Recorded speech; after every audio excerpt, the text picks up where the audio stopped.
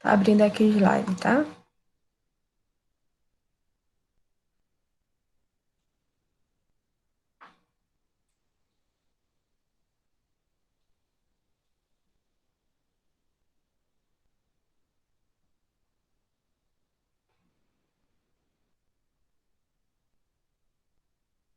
Então, nós vimos a média métrica, aritmética, que é quando é dado um conjunto de números, a gente vai somar esses números e dividir pelo resultado da quantidade de números que tem nos dados, certo? Por exemplo, aqui, quando ele fala aqui, suponha que durante o ano você atingiu as médias da disciplina de português, 7,1, 5,5, 8,1 e 4,5. E aí, pergunta qual é o procedimento que o professor vai tirar a média. E aí, a média simples, justamente eu vou pegar essas notas, vou somar e dividir pela quantidade de números somados. Quantos números eu somei? Um, dois, três, quatro. Somo a quantidade, o conjunto de números, dividindo pela quantidade de números que vai ser somado, tá? Só isso. Soma aqui, deu 25,2 dividido por 4, que deu 6,3. Essa é a média aritmética simples, tá? E tem a ponderada, que aí a gente fica bem claro a diferença entre a simples e a ponderada. Na simples, cada número possui a mesma importância, não tem peso, não tem um maior que o outro. É sempre em relação a peso, não tem. Ela tem a mesma importância. E aí, quando a gente vem para a média ponderada, ela já tem peso, seus valores elas vão ter peso, certo? E aí a gente tem que usar esse peso. De que forma? Ó, a gente vai ser a soma dos produtos, ou seja, a soma do peso por uma nota, por exemplo, certo? E aí que vai ser somado, tá?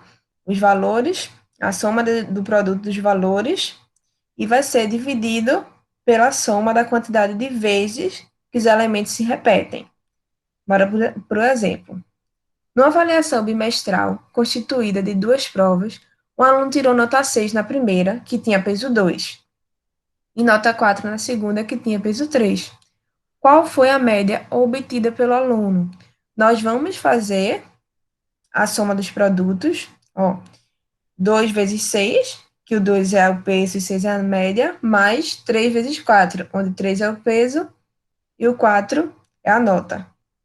Média não, a nota.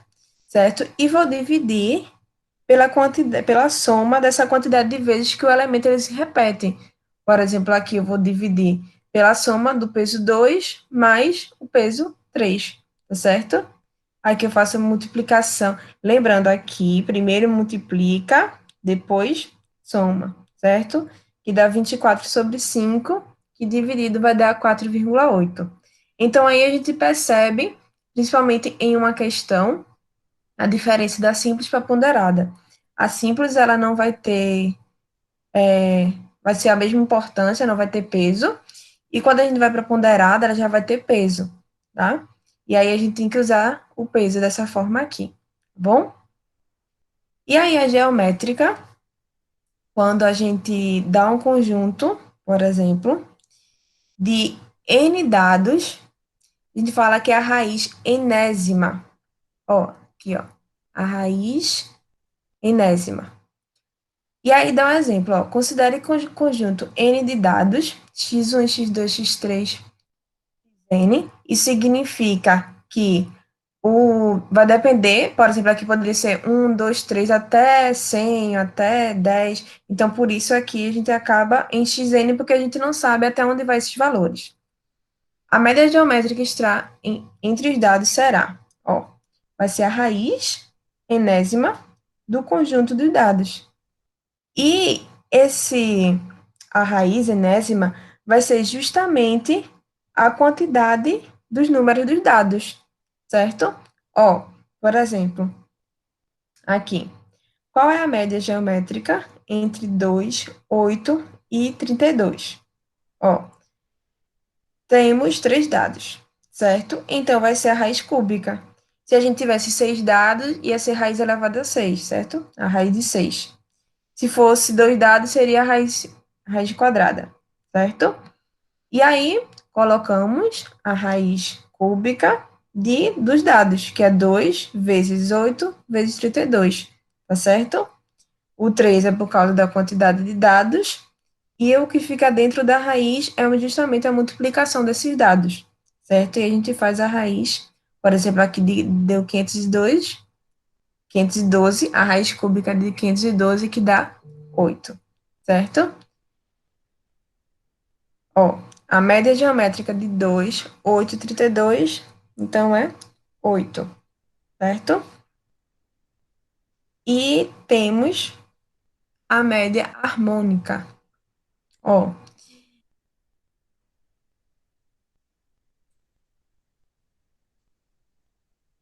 e aí nós temos a média harmônica. E, ó, a média harmônica, ela está muito relacionada ao cálculo matemático, e vocês só de ver, vocês vão perceber, só de ver como ela se faz. Tá? Ela se relaciona quando está envolvendo grandezas inversamente proporcionais, tá? E a gente vai vendo as questões, mas quando vocês prestarem atenção na questão e que vê que ela envolve grandezas inversamente proporcionais, aí eu vou usar a média harmônica, certo? Ó, a média harmônica de um conjunto de n dados é obtida dividindo a quantidade de dados pela soma do inverso dos dados, certo? O n aqui, ó, meu n, vai ser o número de dados, quantos dados vai ter na questão, dividido pela soma do inverso desses dados, certo? E aqui nós temos o exemplo. Qual a média harmônica entre 2, 5 e 10? E aí a gente percebe que a, são 3 dados, certo? Então, meu n vai ser 3, tá? Dividido por os dados, né, 2, 5 e 10. Qual é o meu inverso de 2? 1/2. Qual é o meu inverso de 5? 1/5. E o inverso de 10 é 1/10. Não, aqui tá errado, era para ser 6. 2, 5 e 6, tá? Ó, e aí eu só vou fazer somente isso, a média harmônica. Eu pego os números dos dados que tem, são 3 números, coloco 3 dividido pelo inverso desses números, tá? E aí eu faço a meu problema aqui, tá? Ó, 3 sobre. Tiro o primeiro passo aqui, quando a gente tem, eu tiro o MMC, não é isso? O comum deles, né? E aí é 15. E aí eu faço 15 dividido por 2 vezes 1, tá? Até chegar aqui. 13 sobre 15, tá? E aí o que a gente faz quando tá diante dessa situação? Repete a primeira pelo inverso da segunda, certo? 3 vezes 15, 45. A gente sabe que tem aqui 1 vezes 13, 13, certo? Dividindo deu mais ou menos 3,46, tá? Essa aqui é a média harmônica, que a gente vai ver diante de situações quando envolve grandezas inversamente proporcionais, tá?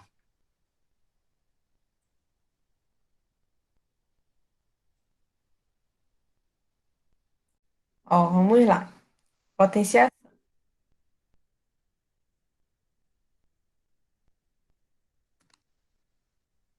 Então, a potenciação ou exponenciação, que pode se chamar assim também, é a operação matemática que representa a multiplicação dos fatores iguais.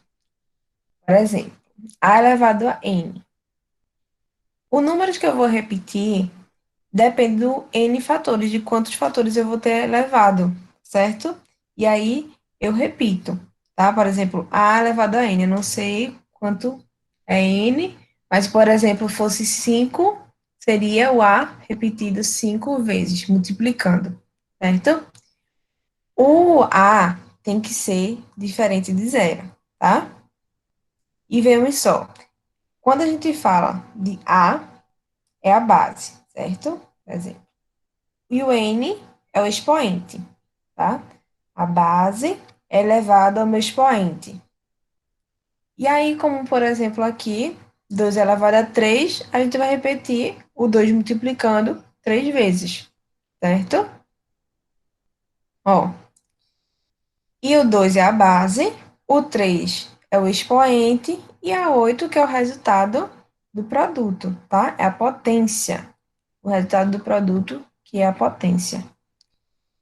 E agora vamos para algumas propriedades, relembrar algumas propriedades da potenciação.